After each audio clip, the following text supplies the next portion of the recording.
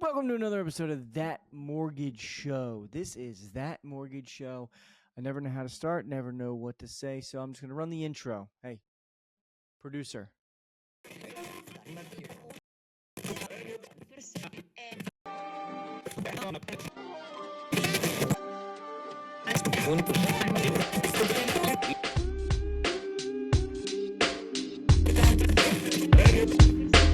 I am recording the show on August 4th, 2025.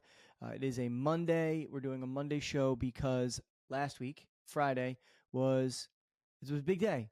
Some information came out about jobs that drove the 10-year Treasury bond down.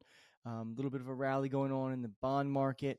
We've got interest rates also rallying. 30-year fixed is down. It's trending in the right direction for the first time in what feels like forever. A couple new strategies going on in the market. A statistic that kind of made my jaw drop, and then I want to look at new home builds and their incentives. So we'll get into it now. First, I'm going to share with you something that I look at every day. It's just where the rates are. Now, these aren't my rates. These aren't really anybody's rates. These are average rates offered across the industry, and it's a nice indicator of where rates might be. But one thing I want to focus on right here is this is July 31st, and this is today. So look at this just steep drop off here. 675, 657. Doesn't sound like a ton, but that's a big drop for a 2-day period. Really, it was Friday and dropped into today. It's great to see Friday's gains not erased. Lately, we've seen, you can look at these peaks and valleys here, down, up, down, up, down, up. It's good to see that this has held. Lately, we've seen some moments where I'm thinking, "Ooh, this could be it. This could be it. Rates are coming down." I hope that this isn't one of those moments, but this here, if you're looking, this here was a good one. Back in June, we saw rates go down a bit, but they came back up. They didn't quite peak.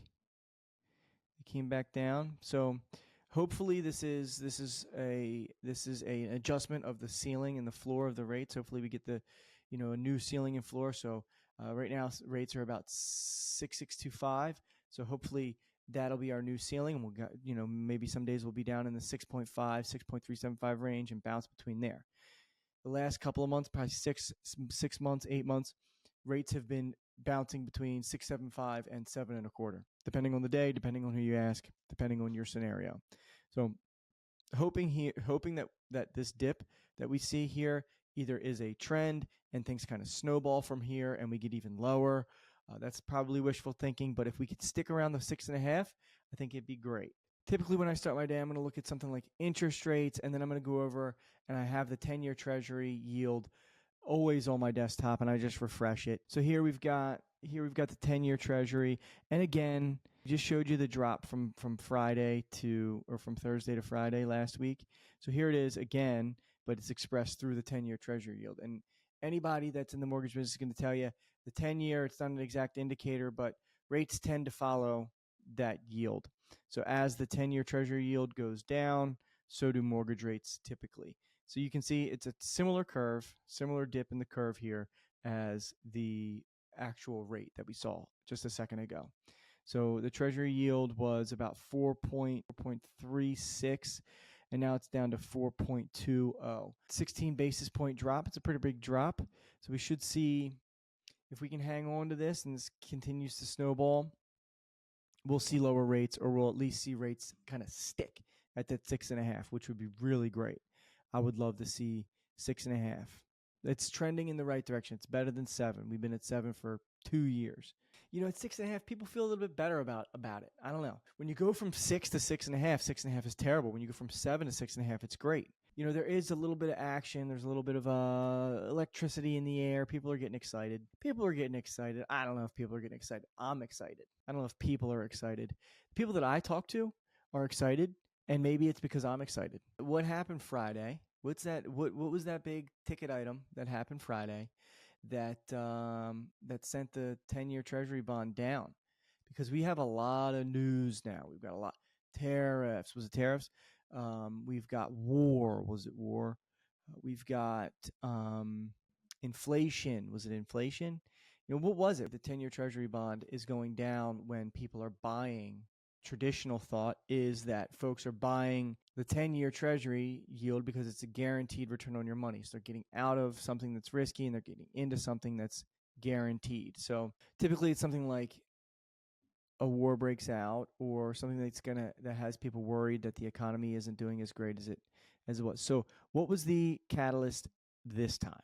Here we go. Treasury yields tumble after much weaker than expected July jobs report, and a Fed governor resigned. So it's kind of so. Last week we had the Federal Reserve meet. Nothing done with their rate. They kept their overnight rate between 4.25 and 4.5%. Two things happened at the meeting that were worth noting. There were two Fed voters that went against the crowd. I think it was like 8-2 or 11-2 or something, but the majority voted to not move the rate, and there were two dissenters that voted to lower rates. And I believe that is the first time that there's been a split vote since like the 90s or something. You can double check me on that. I could be making it up. I'm not here to tell you that's not. If there's one thing that you take away from the show, don't let it be that. All right. Now that I said that, it's probably going to be. It wasn't weird until I made it weird, and I get that. But there's nothing we can do about it now. Anyway, let's get back to the article here. U.S. Treasury yields tumble Friday after far weaker than expected July non-farm payroll report. So there you have it. There's the big catalyst. I mean, the jobs report came out. I'll read it right here. Non-farm payrolls rose 73,000 last month, while economists polled by Dow Jones had forecasted growth of 100,000. The unemployment rate increased to 4.2% as expected. The total for June and May were revised down, with new jobs in June pegged at 14,000, down from the originally reported 147,000, while May was revised down to 19,000 from 144,000. So what's going on here? That's so weird to me that it can be that far off. It's like, did they have like a sticky keyboard? Like 100, they revised the jobs report down to 14,000 from the original reported 147,000. Who is doing this? Like they should be fired. Like, how are you that far off? How are you 100,000 plus off? Let's check this out real quick.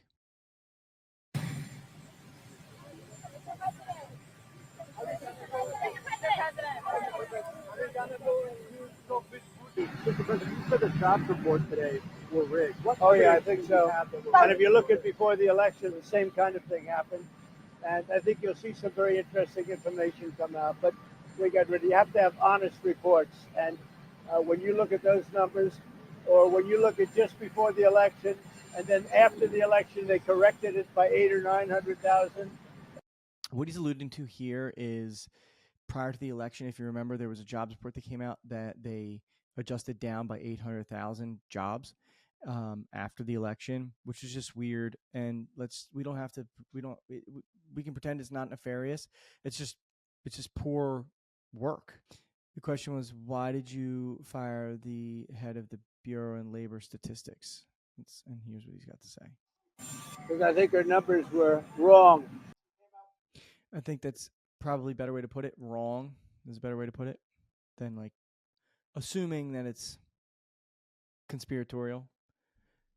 And she came out with these beautiful numbers trying to get somebody else elected. Then right after the election, I think on the 15th, November 15th, she had an $800,000 or $900,000 massive reduction. Said she made a mistake. That woman. So that's true. That did happen, and I don't know. What do you think? Do we think that these games are played politically? Like, do we think that there's a lot that goes into it? The Federal Reserve is making decisions for interest rates based off statistics. Markets are moving up and down based off of not just the jobs reports, but inflation reports are revised all the time. There's all kinds of reporting that we depend on how many illegal immigrants have come in the last however many years, what type of demographics cause what type of crimes. Like the statistics are always being analyzed, and sometimes they're being fudged. And is that important? Should we just throw it all out and not pay attention? I'll be honest, I haven't been paying much attention to a lot of news lately, and it feels really, really good. Honestly, I really like it. But being in this business, I got to pay attention to some of the news. So this is about it. Like the stuff I'm sharing here is like basically what I look at on a daily or weekly basis. I did see that there's like a comet heading toward us, and some Harvard professor said that it could have been a yeah, there it is. There's the article. So a Harvard professor came out and was like, "Oh, yeah, it's probably nothing, but it could be an alien spacecraft. It could be the mothership." But anyway, be on the lookout for that fun stuff. It's like we don't have enough going on. We don't have enough going on in the world. You got to throw that at us. So we have here interest rates outlook. Long rates fall with labor market weakness. Long-term rates have stair-stepped down, and odds of a cut in the short-term rates just rose with poor jobs report. I think, yes, today, here and now, as it stands, because of this jobs report, there is a higher likelihood that rate will get cut in September than there was on Thursday of last week. But another report could come out and it could change everything. It's crazy, the ups and downs. So this article just goes into more about the 10-year Treasury bond and what happened and why they think that this could cause rates to go down. The Federal Reserve would like to wait to cut the short-term rates until closer to the end of 2025, but the odds of a cut at the next meeting on September 17th have just gotten stronger. Fed Chair Jerome Powell just emphasized on July 30th that the Fed wasn't cutting because inflation is above target and the labor market is still solid. So now the bottom fell of the labor market. So there's one of the pieces, and it's kind of ironic because Trump very much so wants mortgage rates to go down. He's a real estate guy. Don't forget that. He's a real estate guy. He's paying attention, and he's been vocal about it, and so has the Treasury Secretary Scott Bessent's been very vocal about they want the Treasury, they want the mortgage rates down. The ironic part is something that's going to cause the mortgage rates to go down, a weak labor market, is also something that Trump is against. So it's a whole I don't know. It's a whole ball of yarn, I guess you could say. But we're going to transition out of that stuff. And really quickly, I want to get into an article that kind of blew my hair back a little bit. I'm not going to lie. I didn't think that this program was as popular as this article states it to be. Mortgage rates hovering around 7%. More homeowners are opting for rate buydowns to decrease their monthly costs. According to Goldman Sachs, the prevalence of rate buydown has increased drastically post-pandemic, with roughly 40% of new home sales involving a temporary rate buydown. Temporary rate buydowns reduce the buyer's interest rate for the first few years before the full rate kicks in. So I just kind of explained that. So you can see here, like, it wasn't a thing, and then rates went up, and it was like all the banks are like, what are we going to do? How are we going to still lend money? 3, 2, 1 buy. Oh, this is so popular. All the realtors are on Instagram and Facebook talking about it, butchering it. No offense, but come on, it's just not your lane. And here we go. Everybody gets bored of talking about it. It's summertime. The realtors are at the beach. They're not on Instagram and Facebook talking about it anymore, so it dips. Kids are back in school. They get on Facebook. They start talking about it again, But anyway, all jokes aside, it is very popular right now, and it is a good program, and you should definitely take advantage of it if you find yourself in an opportunity where you can. And I certainly offer those, and we do them. 3-2-1 buydowns, 2-1 buydowns, 1-year buydowns. These are temporary buydowns where the seller, the real estate agent, the lender, the home builder are contributing money to buy your interest rate down for the first 3 years, 2 years, 1 year, combination of. So in a 3-2-1 buy down, let's say you're qualifying for 7%. In year 1 you have a 4. In year 2 you have a 5%. Your payment's calculated based on 4. In year 1 your payment's calculated off of 5. In year 2, in year 3 you're based off of 6%. And then year 7 through 30 you're paying whatever you're qualified, 7%. So I cannot believe 40% of all transactions had a buy down in it. It's a great way to save some money in the short term here. With higher mortgage rates and home prices, buyers are struggling with things like affordability, so they're getting creative and they're using these rate buy downs as a tool, which is great. It's great, and it's really anything to keep things moving. Another way that home buyers and sellers, particularly in this case builders, are getting around the extraordinary affordability issues, high rates, high costs. Builders are giving away the farm. They are giving away the farm, and it's crazy. Pros and cons of accepting builder incentives. So builder incentives. So new home builder builds a house. They build, you've got builders doing this that build 10,000 houses a year. You've got builders that build 10 houses a year, and they're all incentivizing. And I'm sure they're making less money per sale, but don't be fooled. Like they're packing it in somewhere. So builder incentives are promotions that a home builder uses to attract buyers and encourage them to choose one of their newly finished properties. They can range from covering part of your closing costs to offering free or discounted upgrades. Some builders may also offer special mortgage rate reductions. So a lot of these builders, they own their own mortgage company. They own their own title company. They own their own homeowners insurance company. And what could be wrong with that? What could go wrong with that? Down with big mortgage, Builders use these incentives because they want to sell the home fast. They don't like keeping homes on their books. If you're a buyer that needs a deal, it can be enticing. There's obvious advantages to using builder incentives like lower upfront expenses, home upgrades, convenient financing options, streamlined move-in ready experience, potential better resale value. I don't know about that, but what could go wrong? Well, they're gonna jack up the purchase price. They just are. I mean, where is it coming from? You have restricted choices. So really, like, what could go wrong with using the builder's incentives? Well, there's a couple things, and do your research. But there's a couple builders out there that don't have the best reputation when it comes to the quality of their home, and they tend to be the builders that are giving away the most. So people are walking. And I have a horror story I can share. I had somebody moving from Ohio last year to Florida. They were buying a new build with a builder, and I pre-approved them, and they said, "Hey, look, Adam, we love you, but we just have to go use this new builder's lender. We have to do it.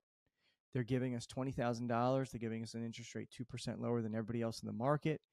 And I said, I don't argue with you. You should definitely explore that. But I sent them a YouTube video of this builder's horror stories. I mean, facades of houses falling off, crazy stuff.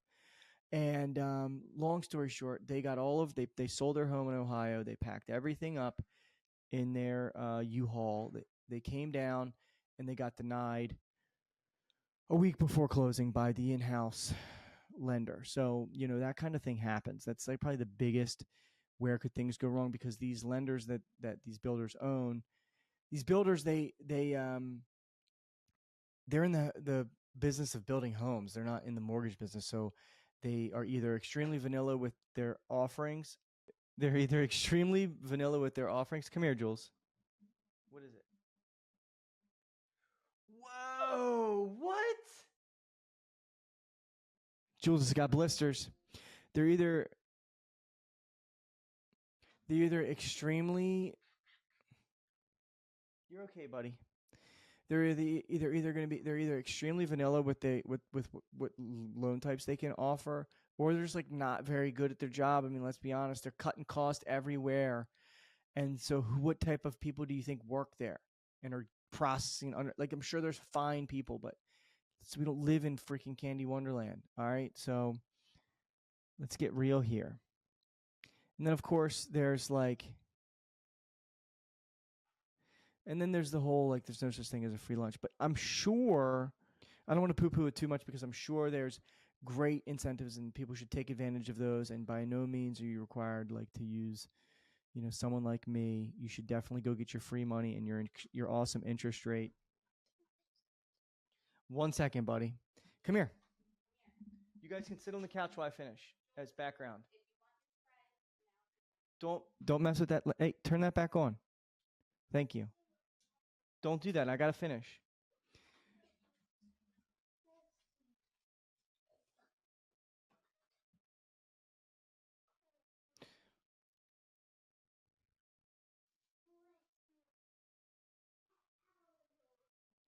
All right. So to wrap things up, if you're a buyer and you're in the market and you're looking, modest dips like this, they don't always last very long. So I would jump on. The half a point discount that we all just got. I would lock it in if you can. If the payment works today, lock it in. That's better than sitting around sweating the rate, hoping for a dramatic future drop. Experts are still predicting that rates will remain in the sixes by the end of the year. What do you think, Jules? Should people lock interest rates or not? Lock or float? I do not know anything that what you're saying. Can you just say lock or float? Either one. No. Say lock or say float. Lock or float. Can you just which one should they do? Lock or float? Lock. Lock. I'm with him. I agree. You should definitely lock. Now, if you're looking to refinance your house, probably a good time to look at that too. If you bought in the last 2 years, might be able to save a couple bucks, skip a couple mortgage payments. If you're a real estate agent, position yourself as the expert who understands these rates, who understands that the Fed is meeting next month, who understands that the 10-year Treasury bond is down and why it's down, and dig into the employment data a little bit, or you could just watch the show, or you could just have your clients call me, or you could call me and we could talk about all this stuff. I'm not, the end all be all. There's people who are way more in tune with this stuff than I am, but I feel like at the very least I'm looking at interest rates all day long, and I can tell you where they are compared to where they were, and if it's a good time to lock or not. That is all that I have for this week. If I had an outro, now is when I would say run the outro, but I do not have an outro. But